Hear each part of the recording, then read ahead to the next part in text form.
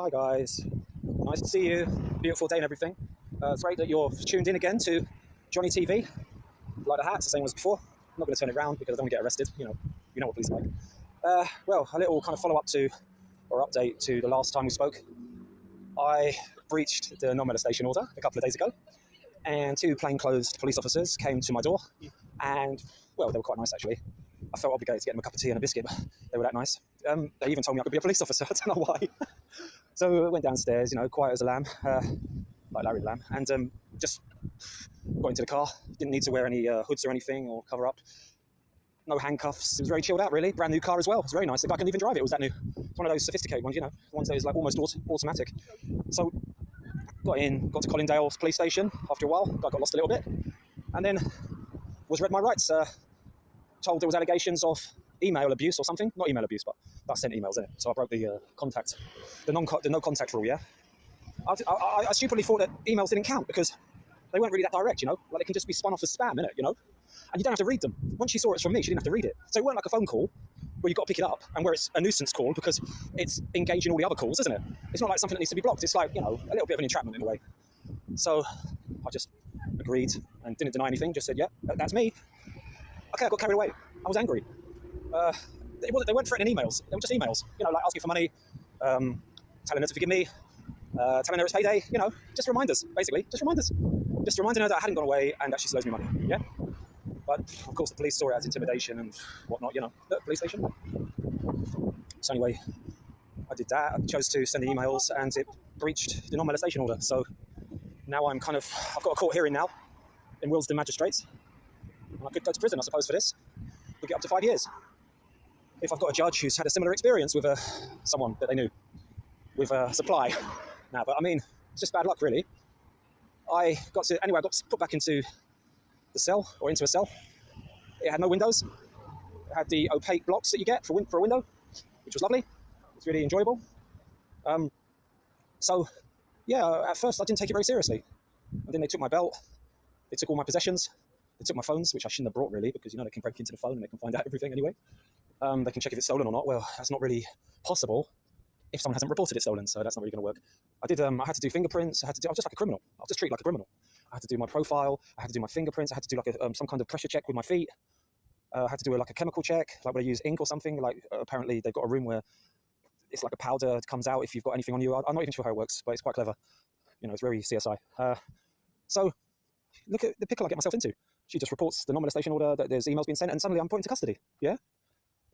Anyway, had a chat with... I asked for a solicitor, a guy called Franklin, who was all suited and booted. I didn't say very much, and wasn't very helpful, to be honest. I was doing all the talking, like I was the brief. He did write a lot of stuff down, but I don't know, didn't give me a lot of advice, So I started like just blurting out to the interviewer. Anyway, so he spoke to me, and then a couple of more hours passed, and I was just going to sleep in this little box room where there was there was no toilet paper, just a bog with no lid, a concrete block for a bed, and just like those kind of, those mattresses you get like when you were in PE, where you used to do rollovers on them, like these little kind of blue mats. We had a couple of those. I guess I wasn't supposed to be comfortable. It wasn't a hotel, so. And then I was just, people were just opening. I think they were screws. I think you call them screws. I don't know. They were opening this little shutter and just asking me, "Are you dead? Oh, are you all right? Are you just asleep? Okay." And then shutting the shutter again, and they'd have a little peep. Would you like anything? Yeah. Would you like some sleeping pills? Yeah. And I was like, yeah, why not? I still felt like Louis Theroux on a documentary going into a place that I've never been before. Yeah. I was still intrigued. But as the hours, started coming on, there was no sense of time because they took away the clock. There was no clock in the place. They took away everything. So I was getting kind of like a bit run down about the whole process. So I eventually resorted to just counting the blocks. Yeah, they had all these tiles, and I just started counting them. Yeah. And then I lost track of where I was counting them, so I started again. And this kind of went on for like a long time. Yeah. And I just tried to sort of sing a little bit, tried to get a few songs into my head and just do a bit of addition, and just thought about what I'm going to eat when I get out, because I didn't think it was going to take that long. So 1 o'clock came, 2 o'clock came, and then it was the big interview with the PC, who was really not exactly objective, not exactly impartial, like she was his daughter, basically. I just told him the truth. He asked me if I wrote all these emails. I said, yeah. He asked me why I wrote all the emails and broke the non-molestation order, or breached it. And I said, because I was impulsive and it was easy to do, and I was fully aware of the non-molestation order, but, I kind of thought that emails, for some reason, I thought that emails weren't really contact. You know, it was a bit soft, innit? Anyway, he took a dim view of it, the whole situation, and made his recording. I totally told the truth, that I did send them and everything, and then he tried to imply that it was more than just money that I was hard done by, you know, financial abuse. He was trying to infer that it was something else. Yeah, I fucking loved her, innit? And she ripped me off financially, emotionally, and psychologically, and mentally. What do you expect? You know, she just drove me mad, didn't it? So, stopped the interview, shut me back in the cell. Guess he didn't like me, yeah?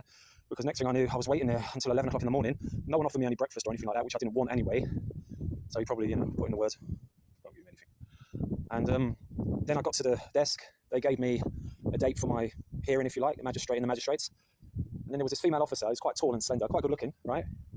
She was, a traffic stopper. And then she kind of introduced herself, right, I'm detective, blah, blah, blah, number 5444432, whatever. And you've been told no contact. And I was like, okay, I'll get a message in. And then she just said it again, like a few minutes later, no contact. And I'm like, yeah, okay, I get it now. Thanks. Like 14 hours in the cell, I get it now. And I was lucky because it was plainclothes officers and in an unmarked car, so I was lucky going in. But when I came out, I felt criminalised because of the way they were treating me, yeah? Especially with this female officer. Like I had been contacting her or something, you know what I mean? So she's like, just remember, no contact. And I was like, okay, oh my God, I've still got to go to the magistrates and I can still go to prison and she's talking about no contact, yeah? Anyway, luckily, I got a good friend who I spoke to afterwards because I was quite distraught, it's quite demoralising, to be honest, because they just weren't listening to me. All they cared about was this non-molestation order being breached. And all I was interested in was getting some justice, yeah, from someone who was spading out narcissistic abuse for nearly 6 months and the rest of it. I mean, look at me, I'm Gaga here. I lost my job because of her.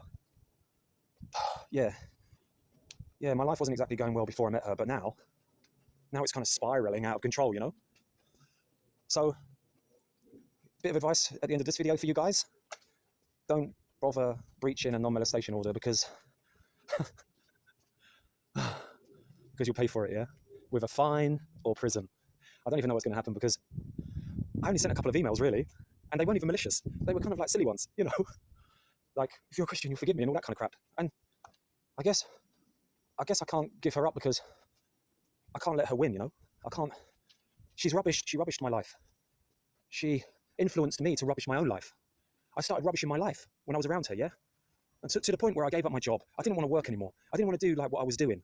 I rubbished everyone around me. I rubbished my mother, I rubbished my brother. I rubbished everyone. And eventually, I think she knew what she was doing. I felt a lot of suicidal thoughts, I got suicidal thoughts and I got stressed out. I got angry all the time. Because when she left, she still stayed up here. Yeah?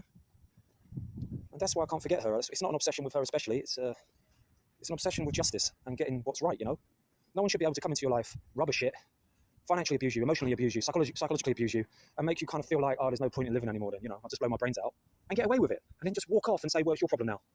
Because that's what she did. She deceived me.